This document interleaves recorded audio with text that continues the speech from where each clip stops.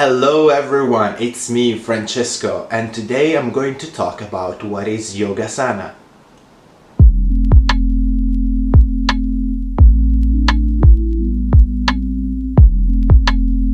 In the Yoga Sutra, Patanjali gave a definition of Yogasana.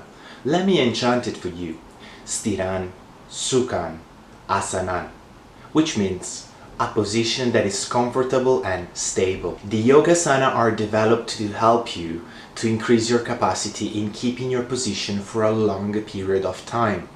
Skill needed for the meditation. The Raja Yoga compared the asana with a stable seated position, while the Hatha Yoga discovered that some position open our energy channels. We can see at the Yogasana as techniques that allow you to learn more about your breathing, your mind, and your spirit. Practicing this position will help you to control your mind and your energy. That's why in the Hatha Yoga, the practice comes first. Sometimes people think that Yogasana are exercises. They are techniques that put your body in a position that stimulate your relaxation, your focus, your meditation, and your consciousness. There are three main groups of Yogasana: beginner, intermediate, and advanced. Let's have a look. The beginner group should be practiced by people that never practiced yoga before. This group includes elementary techniques that have the purpose to prepare your body and your mind for the meditation and for more difficult asanas.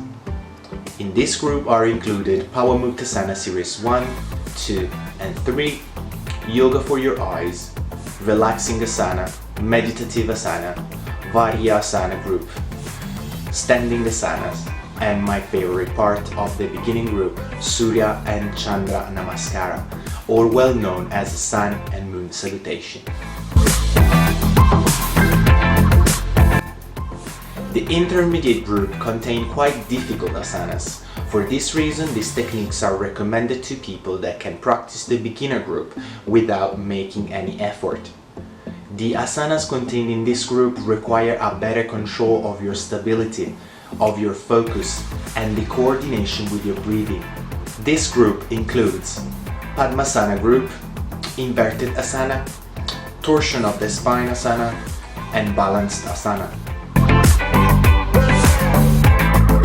The advanced group is for people that have a considered control on their muscle and mind. It's for people that have already practiced the intermediate group. And I recommend you to practice this group of asanas under the guidance of an experienced teacher. And now, time for the general advice. Advice number 1. During the practice, breathe always with your nose, except when the asana requires differently. The reason behind that is because breathing through the nose forces us to slow down until you have properly trained your breathing. Therefore, proper nose breathing reduces hypertension and stress. Advice number 2. Be aware of what is happening in your body. At the beginning, this technique seems to concern only your physical body. Keep paying attention at the feeling your body is sending to you. Advice number 3. Make sure what you do with one side, you do it with the other side as well. This will help you to keep the stability. Advice number 4. Before start your practice, choose a calm and quiet place where no one can disturb you. It helps you to focus more inside of you instead of picking noises from the outside. Advice number 5, and the most important in my opinion, do not force yourself. If you feel that your body is too tired, you have to stop the practice, otherwise it could cause you injuries. I'm not trying to say to stop practicing yoga, but maybe for that day your body had enough. Guys, if you enjoyed this video and you're looking for learn more about yoga, don't forget to subscribe and hit the bell so you don't miss anything. Now, what is the Pavamuktasana series? In the next video I'm going to dive into it, but for now, ciao! Guys, as usual, if you enjoy watch Guys, if you enjoyed watching this video, this group includes elementary techniques this group. Alright, guys, if you enjoyed watching this video, guys, if you enjoy